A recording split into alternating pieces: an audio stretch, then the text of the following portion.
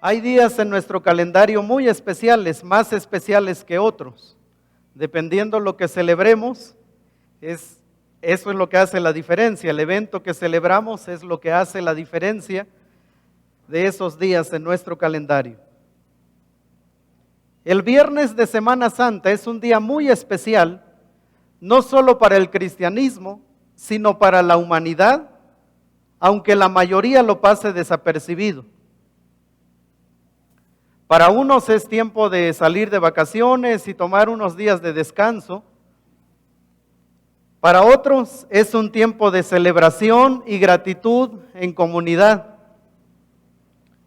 Por lo general, estos días vienen acompañados de profunda reflexión. Pero la pregunta para usted el día de hoy es: ¿sobre qué o quién reflexiona? No hay duda que estos días son de reflexión. De hecho, aceptamos cierto tipo de invitaciones, como el que algunos de ustedes aceptaron el día de hoy, de venir y acompañarnos en este momento. ¿Quién es el centro de su reflexión? ¿Por qué está aquí el día de hoy? Usted que aceptó la invitación de un amigo, de un vecino, de un familiar, ¿por qué está usted aquí el día de hoy? Y sobre esas mismas preguntas debemos reflexionar los creyentes. ¿Por qué estamos aquí hoy? Algunos reflexionan sobre la base de su culpa, sobre la base de sus acciones, lo que logran distinguir como pecado.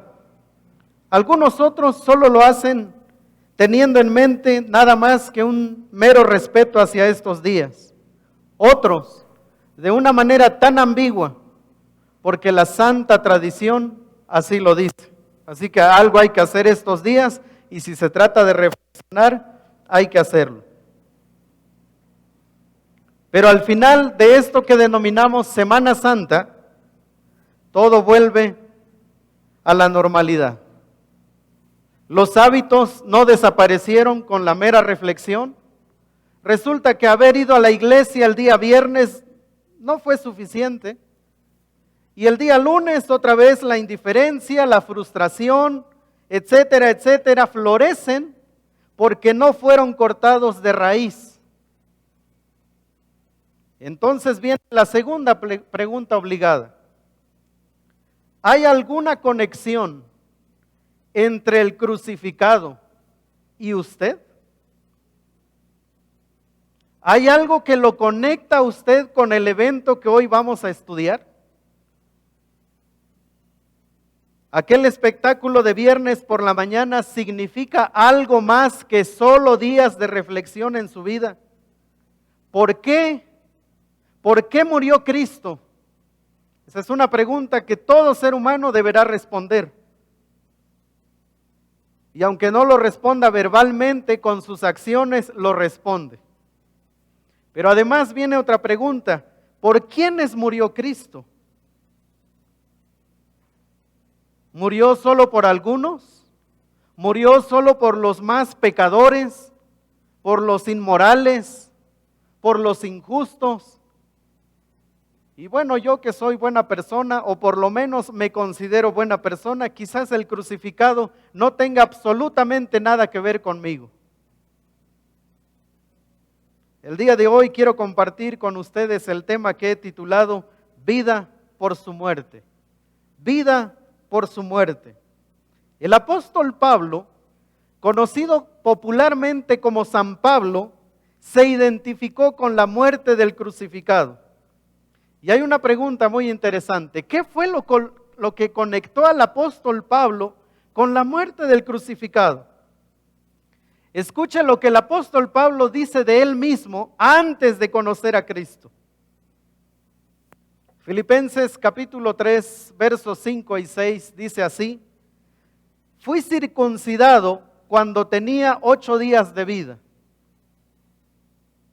Soy un ciudadano de Israel de pura cepa y miembro de la tribu de Benjamín, un verdadero hebreo como no ha habido otro. Fui miembro de los fariseos, que exigen la obediencia más estricta a la ley judía. Era tan fanático que perseguía con crueldad a la iglesia y en cuanto a la justicia obedecía la ley al pie de la letra, dice la Nueva Traducción Viviente. Este mismo hombre hacia el final de su vida dijo, palabra fiel y digna de ser recibida por todos. Y voy a pedirle que lea conmigo, por favor, lo que está en su pantalla.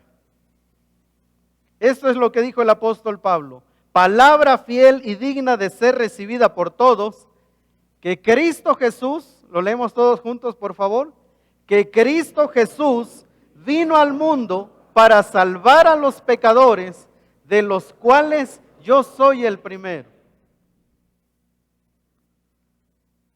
¿Cómo es que el apóstol Pablo llegó a esta conclusión, habiendo dicho lo que dijo en Filipenses capítulo 3?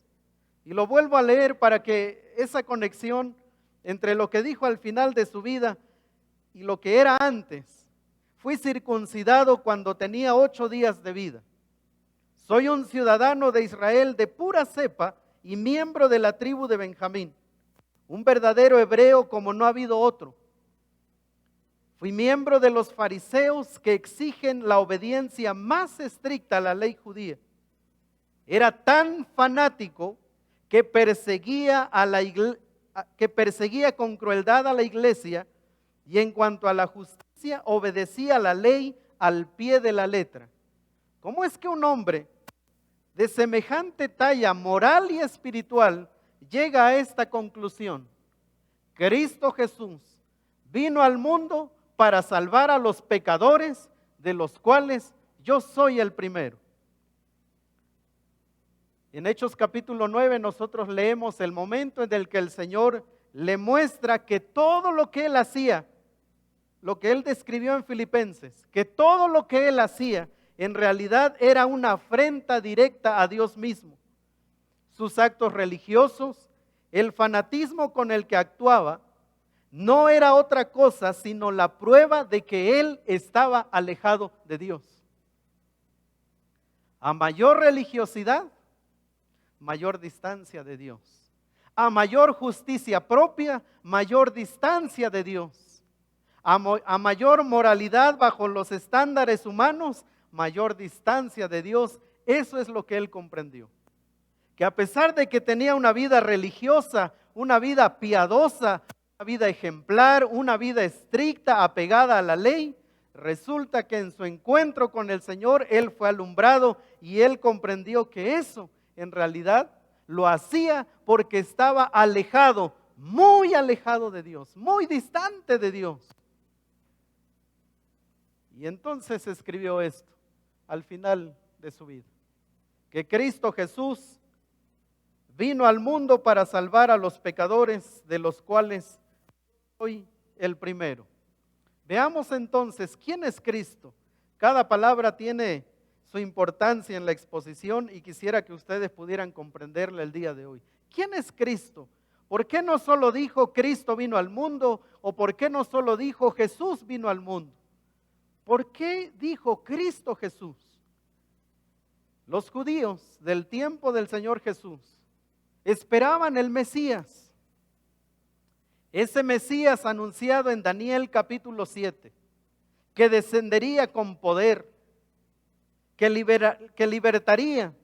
Esa era la imagen que ellos decidieron abrazar del Mesías, un libertador.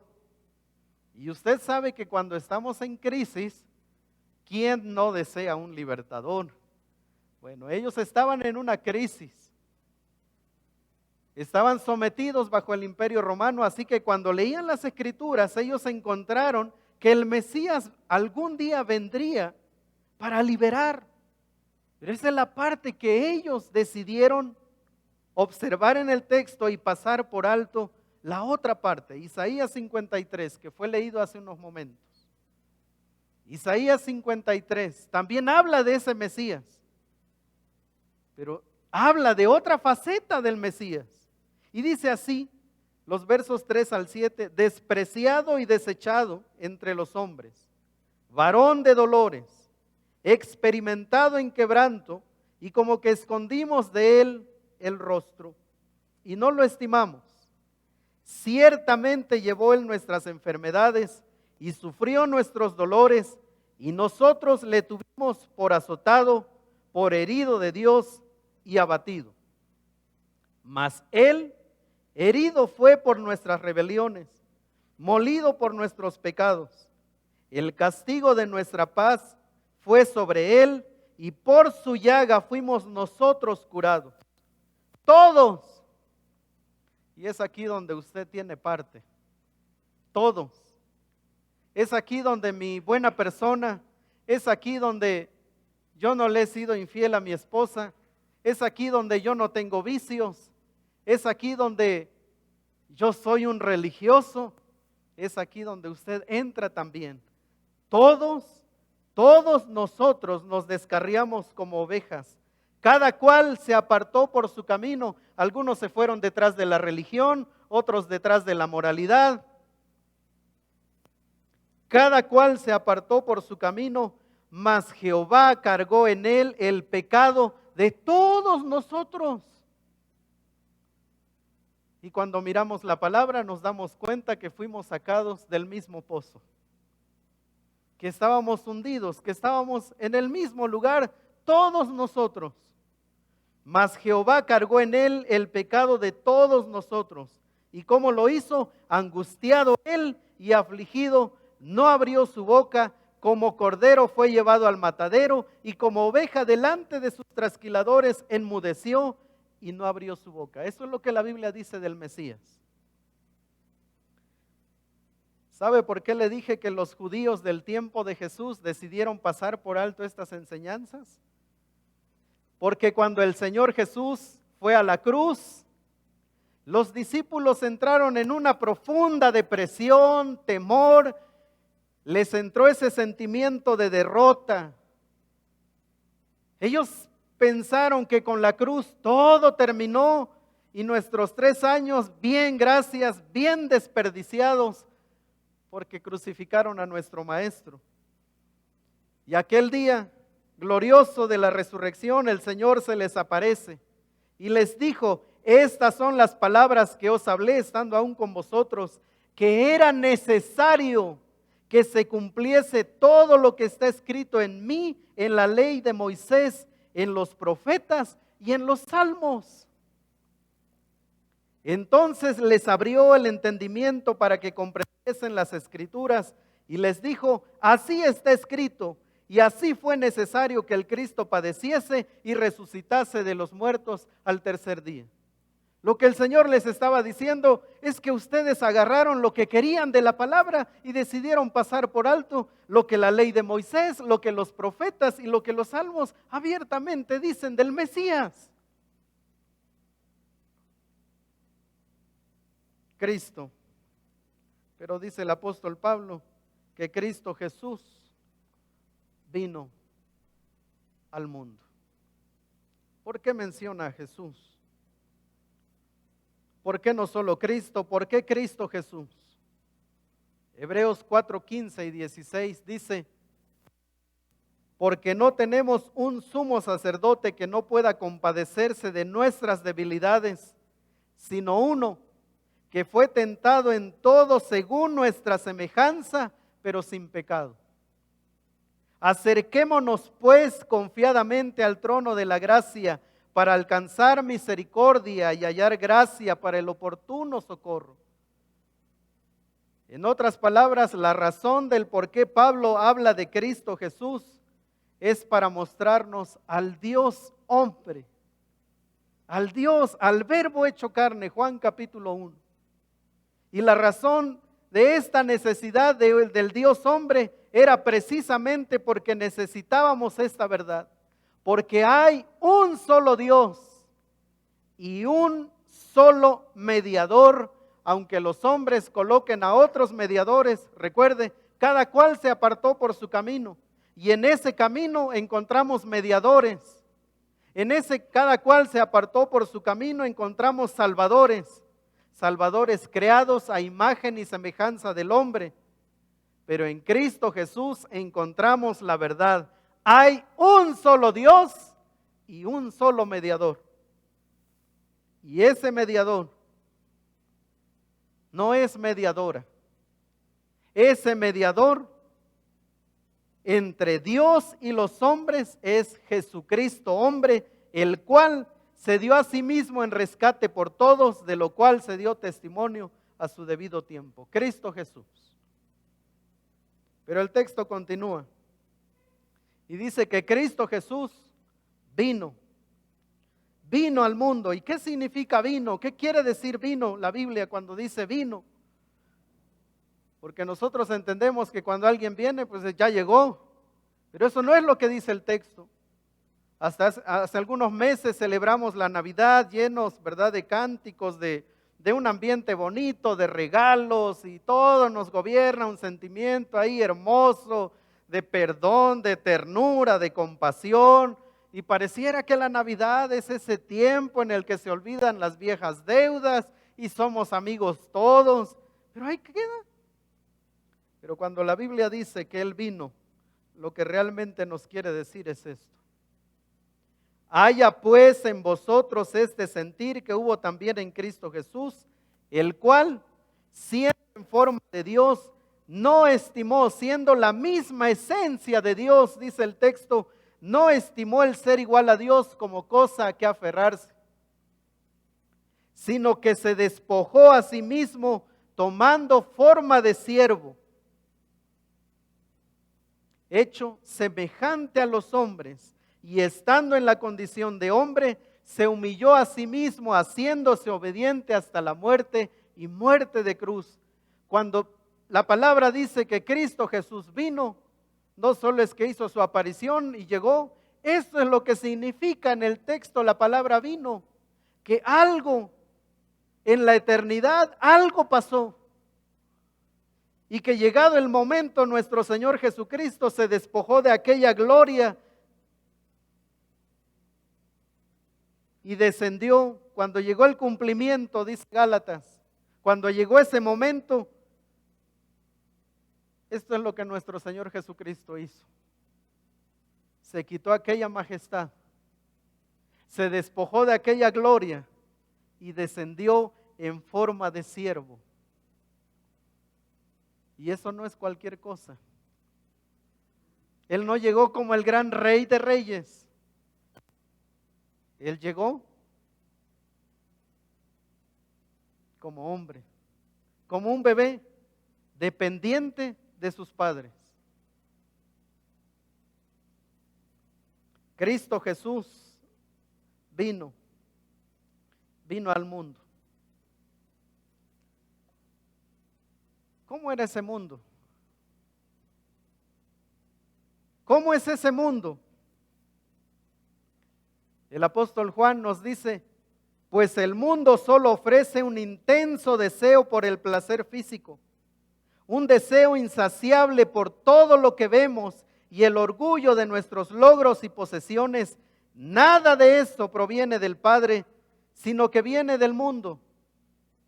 Y este mundo se acaba junto con todo lo que la gente tanto desea, pero el que hace lo que a Dios le agrada vivirá para siempre. Un mundo donde impera el egoísmo, donde el prójimo es usado para alcanzar los propósitos de uno solo, donde el odio, el rencor, la amargura, la traición, la muerte tienen su trono.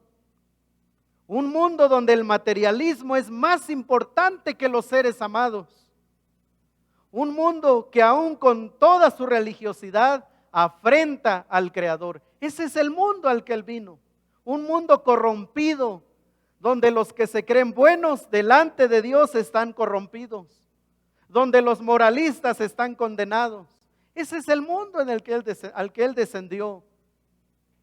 Un mundo que cuando Él llegó no lo recibió porque ignoraba su venida. Ese es el mundo que cuando se entera de que Él descendió, lo rechaza.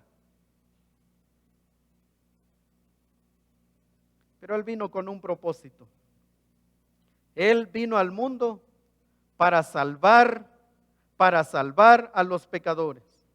Algunas palabras que tienen que ver con la palabra salvar. Porque a veces pensamos cuando miramos la cruz, ¿verdad? Y aquella escena donde está el crucificado, una corona, un par de gotas de sangre, y lo que produce en nosotros es como compasión.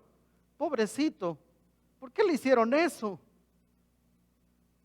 Lo que produce esa imagen en nosotros es ternura, es compasión.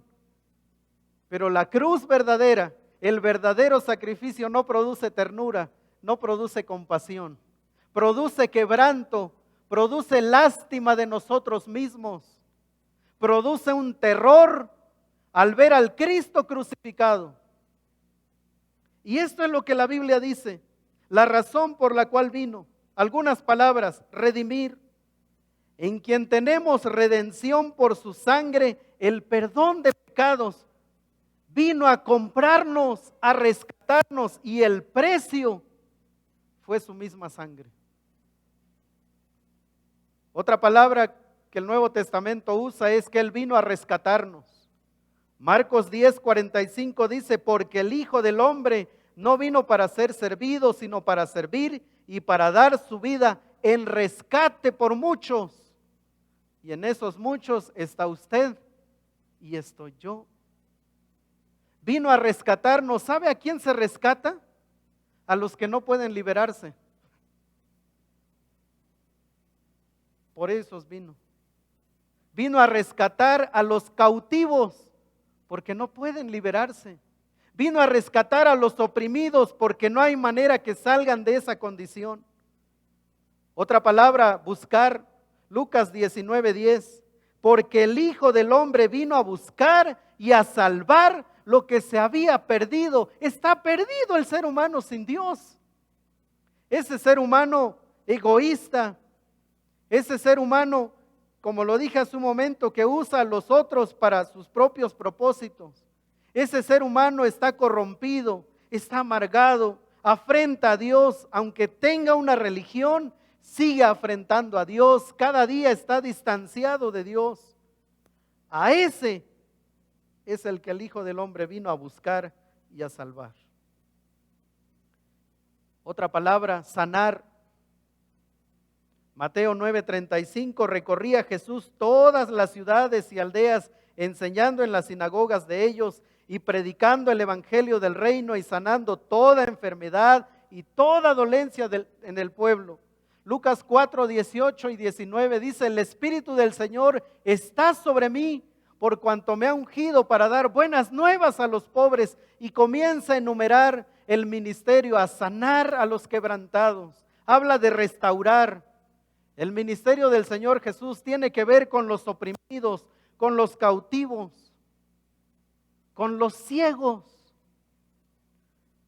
Y no se refiere a los ciegos literales, sino a los que viendo no ven, a los que adorando no adoran a Dios,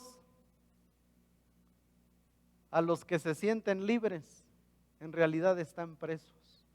A esos, por esos vino Jesús, y entre esos estamos nosotros. También dice la palabra que Él vino para perdonar, pues para que sepáis que el Hijo del Hombre tiene potestad en la tierra para perdonar pecados. Dice entonces al paralítico: levántate, toma tu cama y vete a tu casa. Y en un momentito más quiero centrarme en esto. Tiene potestad en la tierra para perdonar pecados, pero también para dar vida. Juan 6:51, yo soy el pan vivo que descendió del cielo. Si alguno comiere de este pan, vivirá para siempre, y el pan que yo daré es mi carne, la cual yo daré por la vida del mundo. Y finalmente encontramos morir. Mas Dios muestra su amor para con nosotros en que, siendo aún pecadores, Cristo murió por nosotros. Si hay una verdad que estos textos nos revelan, es que el perdón está disponible en esta tierra. El perdón está únicamente disponible para esta vida, no cuando usted esté frente al juez supremo. Porque muchos dicen, bueno, pastor, eso es lo que usted dice, ¿verdad? Pero ahí cuando ya estemos delante del Señor, Él pues Él va a decidir, ¿verdad? Y Diosito, como es bueno, le vuelvo a decir, esa imagen que nos han vendido de un Cristo, pobrecito, nos causa ternura, compasión. Más bien nosotros deberíamos hacer algo por Él. Pero cuando uno va a las Escrituras, uno se encuentra a un Cristo que produce compasión por nosotros mismos, que nos aterra. El perdón está disponible en esta tierra. El sacrificio de Jesús fue en esta tierra porque sus efectos comienzan en esta tierra, en esta vida. Cuando usted esté frente a frente al juez, no habrá segunda oportunidad. La única oportunidad es en esta vida, porque el único sacrificio que puede perdonarlo a usted fue en esta vida, en esta tierra. Y fue en esta vida como una pequeña muestra de la vida venidera. Cristo Jesús vino al mundo para salvar a los pecadores. En otras porciones encontramos expresiones como los pecadores están muertos, están alejados, están separados y están condenados. Esos son los pecadores. Pero los pecadores, ¿recuerda lo que dijo Pablo? Yo era fariseo, estricto, fanático, apegado a la ley. Él tenía una religión. Mucha gente dice, yo gracias, yo ya tengo una religión. Bueno, el apóstol Pablo llegó a comprender que ni su religión era suficiente para colocarlo en el reino de los cielos, porque no se trata de lo que el hombre hace para agradar a Dios, sino lo que Dios hizo para salvar al ser humano. De eso se trata el evangelio. Esa es la razón por la cual vino Cristo. Esa es la razón por la cual hoy proclamamos que Cristo murió por los pecadores, y esos pecadores están muertos, están alejados, están separados, están condenados, aunque tengan una religión, aunque sean buenas personas. Algunos piensan que Cristo murió porque nos estábamos ahogando. Algunos piensan que esta era nuestra condición, que estábamos ahogándonos y Cristo descendió para salvarnos. Pero ¿sabe qué dice Efesios? Efesios capítulo 2, verso 1. Y Él os dio vida a vosotros cuando estabais, ¿qué dice? Muertos. Muertos. ¿Y cómo son los muertos? Son religiosos, aparentan piedad, son buenas personas, se excusan en sus buenas obras, pero delante de Dios, dijo el apóstol Pablo, ese hombre religioso dijo, estábamos muertos. Esa era nuestra realidad. Cristo Jesús vino al mundo para salvar a los pecadores, y aquí viene, de los cuales yo soy el primero. Así que el apóstol Pablo se coloca frente a la cruz y mira a todos los demás, y con todo lo que él era dice, de todos estos pecadores, yo soy el primero. Por eso mencioné esta parte de Filipenses, porque es muy importante. Porque a veces pensamos que los que necesitan estar al pie de la cruz son los borrachos, los adúlteros, esos que ni tienen temor de Dios y que andan haciendo fechorías. No, hombre, eso sí, pero yo pues soy buena persona. A veces leo la Biblia, acompaño a mi esposo, a mi esposa a la iglesia, ¿verdad? Cuando me pide de favor que lo lleve, pues lo llevo, la llevo. Trato bien a mis hijos, a mis empleados, ¿verdad? Yo me detengo a mirar la cruz a la distancia, pero los que deben caminar y avanzar más bien de rodillas son esos pecadores. No, el apóstol Pablo dijo, de esos pecadores, yo soy el primero. Y la pregunta es, ¿hay algo que lo conecta a usted con el crucificado? El apóstol Pablo dijo en Hechos 26,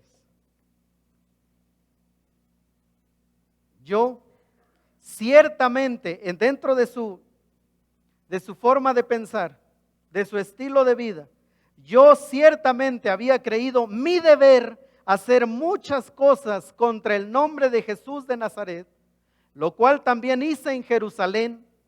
Yo encerré en cárceles a muchos de los santos, habiendo recibido poderes de los principales sacerdotes, y cuando los mataron yo di mi voto, y muchas veces castigándolos en todas las sinagogas, los forcé a blasfemar, y enfurecido sobremanera contra ellos, los perseguí hasta en las ciudades extranjeras. Esto es lo que produjo su celo, su fanatismo religioso. Pero él entendió esto cuando estuvo frente a frente al crucificado. Eso no pudo venir por una revelación, leyendo un libro de filosofía, un libro de ciencia. Esa revelación solo puede venir cuando miramos al crucificado y nos damos cuenta de quién es Él y quiénes somos nosotros. Y entonces toda nuestra bondad queda a los pies de la cruz, porque Él es suficiente para salvarnos. De los cuales algunos son endemoniados, fueron endemoniados, marginados, religiosos, buenas personas, enfermos, ricos, pobres, de todos esos pecadores, dijo el apóstol Pablo, yo soy el primero. Antonio Cruz Suárez, doctor en biología por la Universidad de Barcelona, dijo, la cruz de Cristo nos iguala a todos. Oh, me gusta. La cruz de Cristo nos iguala a todos. Jóvenes, viejos, ricos, pobres, sanos, enfermos, creyentes, ateos, religiosos o no, al pie de la cruz estamos iguales, porque nos recuerda que todos somos pecadores, o que no hay justo ni aún uno. Hoy, escribió esta mañana, hoy se conmemora su muerte en la cruz, pero también la de todos nosotros. Sin Él, la humanidad está completamente perdida. Así que le vuelvo a preguntar el día de hoy, ¿hay un vínculo entre usted y el crucificado? ¿Hay algo que lo conecte con Él?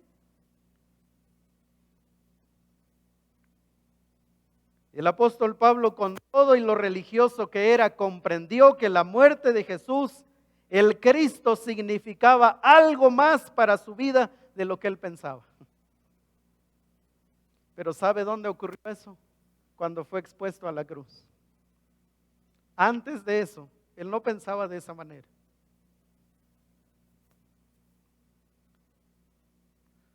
Un hombre atormentado, después de un terremoto, tembloroso, se puso delante del apóstol Pablo, del que hemos venido hablando, de esa forma de pensar. Se puso delante del apóstol Pablo y le hizo la siguiente pregunta: ¿qué debo hacer para ser salvo? Porque él pensaba que tenía que hacer algo para ser salvo. Y la respuesta es esa que muchos han rechazado en más de alguna ocasión. Es esa respuesta que les parece tan simple, tan vana, y que dicen, solo por hacer eso, ya soy salvo. Y lo dicen irónicamente, burlándose, pero esto es lo que la Biblia dice. Esta fue la respuesta del apóstol Pablo. Señores, ¿qué debo hacer para ser salvo? Ellos dijeron, cree, no tienes que hacer. Cree en el Señor Jesucristo y serás salvo tú y tu casa, como una declaración de promesa de que cuando el evangelio llega por una persona al hogar, los demás seguramente vendrán a Cristo al ver el poder transformador de la palabra. Cree en el Señor Jesucristo. Romanos 10, 8 al 10. Mas, ¿qué dice? Cerca de ti está la palabra en tu boca y en tu corazón. Esta es la palabra de fe que predicamos. Palabra de fe que si confesares con tu boca que Jesús es el Señor y creyeres en tu corazón que Dios le levantó de los muertos. Y Pablo está hablando de su experiencia propia, porque antes él no confesaba a Cristo como el Señor, más bien él iba detrás de los que creían, los perseguía.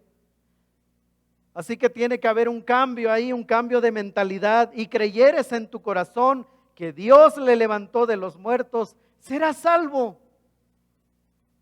Por eso decía que muchas veces pasando Semana Santa vuelve otra vez la ira, el rencor, la amargura, la indiferencia, el enojo contra Dios. Porque los días de reflexión no son suficientes. Venir a la iglesia en Semana Santa no es suficiente a menos que haya un cambio en el corazón, a menos que haya un encuentro con el crucificado. El asunto puede cambiar. Porque con el corazón se cree para justicia, pero con la boca se confiesa para salvación. La palabra de fe es una locura para los que se pierden. Solo por creer ya soy salvo.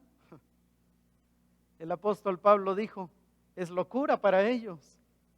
Es locura, no logran entender esto. Pero ¿qué es creer? ¿Qué es creer en el Señor Jesucristo? Y he tomado los siguientes puntos del texto que acabamos de meditar hace unos momentos. Que Cristo Jesús vino al mundo para salvar a los pecadores, de los cuales yo soy el primero. ¿Qué es creer en el Señor Jesucristo? Aceptar su divinidad. No basta con abrazarlo como el mejor maestro que ha existido en el mundo. No basta con creer en Él a la luz de la historia. No es suficiente. Lo primero es, Él descendió, se despojó a sí mismo. Creer en Cristo es creer que el crucificado es Dios. En segundo lugar, aceptar su posición como único mediador. Todos nosotros nos descarriamos, cada cual se apartó, cada quien creó su propio camino. Por eso es que decimos, ¿verdad?, que en la religión todos los caminos llevan a Dios. No es cierto. El profeta Isaías dijo, todos nosotros nos descarriamos y un descarriado solo tiene camino siguiendo ese proceso, ¿verdad? Se sigue descarriando. Así que no todos los caminos llevan a Dios. Aceptar su posición como único mediador. Él es el único entre Dios y los hombres. ¿Sabe que no es como yo puedo llegar a Cristo por mis propios méritos? Dijo el apóstol Pablo, ustedes estaban muertos. ¿Cómo van a llegar a Dios? Están muertos. Religiosos, buenas personas, buena onda, fieles, infieles, con vicios o sin vicios, están muertos. Y entonces coloca la cruz delante de nosotros y nos dice, si alguien va a llevar a Cristo, va a llegar pasando por la cruz, no hay otro. Aceptar que su sacrificio fue sustitutivo en lugar de, ¿sabe por qué murió Cristo? Murió por usted y murió por mí. Así que ponga ahí su nombre. Aceptar que el sacrificio de Jesús fue por culpa de, y ponga su nombre, por culpa de Mario, por culpa de Hugo, por culpa de Gonzalo, por culpa de Xochitl, por culpa de Nancy, por culpa de Víctor, por culpa de José Luis, por culpa de Daniel.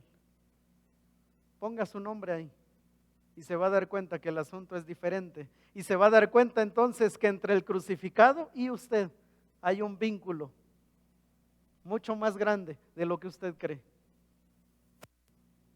Y entonces cuando yo veo un vínculo con el crucificado, pedir perdón es lo siguiente. Y no es perdóname, Señor, porque en la mañana le hablé mal a mi esposa. No es perdóname, Señor, porque ayer yo le respondí no muy bien a mi jefe porque no me quería dejar ya salir, ya es tiempo de vacaciones. Sino es perdóname porque no voy en pos de ti.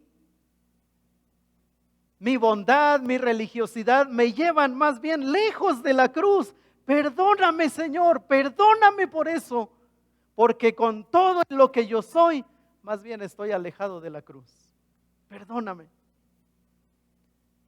Y entonces viene el proceso, confesarle como Salvador y Señor. Ese es el cambio que operó en Pablo. Antes él iba detrás persiguiendo y él dijo, yo tenía bien claro que mi deber era más bien ir en contra del nombre de Jesús de Nazaret. Pero cuando él fue expuesto a la cruz, resulta que él terminó en un cambio. Y eso es lo que viene, él confesó como Salvador y Señor. Y por eso es que en Filipenses nosotros leemos todo lo que antes yo amaba y yo valoraba, ahora lo tengo por basura. Y yo voy detrás del conocimiento, voy detrás de la excelencia y esa excelencia es Cristo Jesús. Por amor a tu alma, ven a Jesús. Por amor a tu alma, ven a Jesús. Este acto, creer en el Señor, cambia por completo nuestra perspectiva de la vida. No soy el centro es Él. Cambia radicalmente nuestro concepto de Dios. Yo me puedo acercar a Dios por mis propios méritos y la cruz nos enseña que más bien Dios se acercó al hombre a través de la muerte sustitutiva de su Hijo. Cambia nuestros valores. Antes yo valoraba más mis propios conceptos, mi moralidad, pero cuando soy expuesto a la cruz, mis valores cambian, nuestras prioridades cambian, cambia nuestro temor por confianza, cambia nuestra condenación por salvación. Entre los que creemos y los que no creen, hay una cruz de diferencia. No hay una religión de diferencia. No son las obras entre los que creen y los que no creen. Entre los que creemos y los que no creen hay una cruz de diferencia. Y por eso el día de hoy vuelvo a hacerle la pregunta.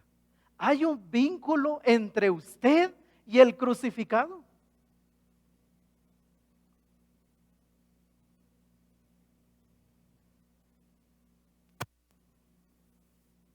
¿Y sabe por qué he hecho esta pregunta? Porque llega un momento en el que nos enfrentamos a esta verdad. El Señor Jesús les hace una pregunta a sus discípulos. ¿Y ustedes quién dicen que soy yo? En esa conversación, sus discípulos comenzaron a dar la opinión popular que existía de Jesús. ¿Que eres un profeta? Otros dicen que tal vez eres Elías, Moisés, no sé, algún buen maestro. Pero esa es la opinión popular. Pero hoy yo quiero llevarlo al pie de la cruz. Y que usted mire al crucificado. Y que usted responda esta pregunta de manera individual. ¿Y usted quién dice que es Jesús? Y entonces de una manera maravillosa, aquel día el gran Simón Pedro, el que con sus tropiezos dijo, tú eres el Cristo, el Hijo del Dios viviente. Cree en el Señor Jesucristo. Y esto es, tú eres el Cristo, el Hijo del Dios viviente. Es el momento en el que se le pide al ser humano separar la opinión popular, separar la opinión de la ciencia, separar la opinión de la religión, separar la opinión de lo que pueda decir mi familia, mi trabajo. Este es el momento en el que estás frente a la cruz. Y de la misma manera que aquel hombre que estaba ahí al pie de la cruz dijo, verdaderamente este era Hijo de Dios.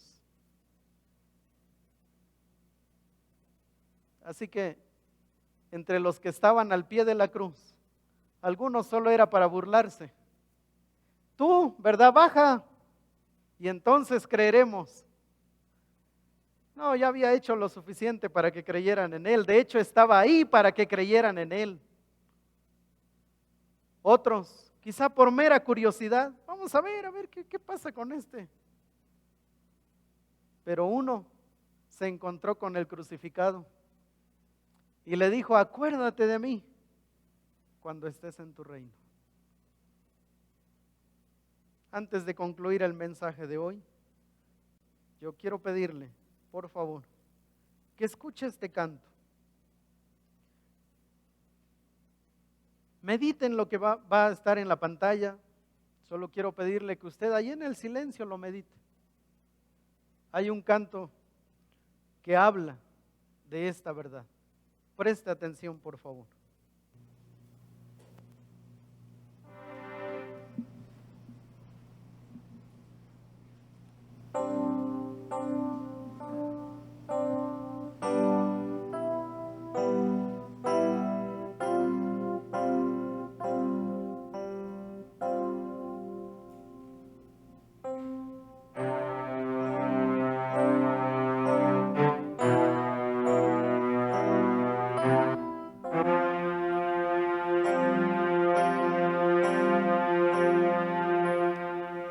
¿Cómo puede ser que el bueno y justo se hizo hombre y fuera a morir por el más vil pecador? Como siendo yo su enemigo, el sufrimiento en mi lugar tomó en aquella cruz y cargó mi maldad sobre él. Su rectitud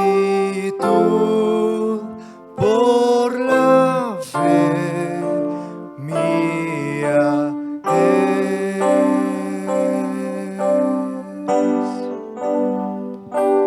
Aleluya, glorioso intercambio, oh cuán gran misterio, que por gracia salvo soy. Aleluya, gloria sea a Cristo, por su sacrificio, declarado justo soy en él.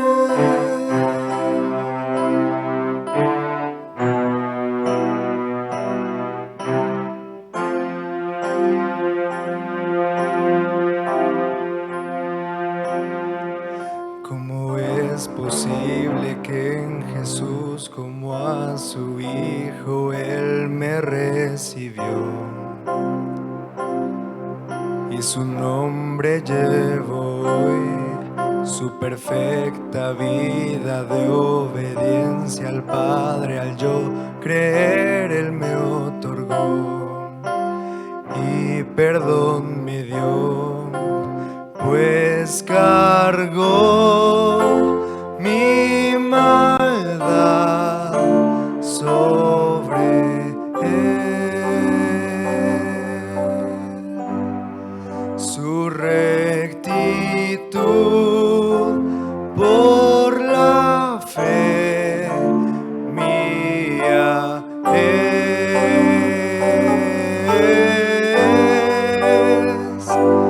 Aleluya, glorioso intercambio, oh cuán gran misterio, que por gracia salvo soy. Aleluya, gloria sea a Cristo, por su sacrificio, declarado justo soy. Aleluya, glorioso intercambio, oh cuán gran misterio, que por gracia salvo soy. Aleluya, gloria sea a Cristo por su sacrificio, declarado justo soy en él.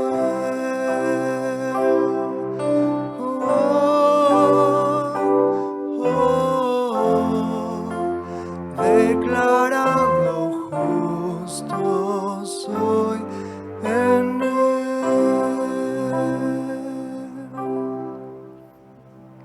Amén.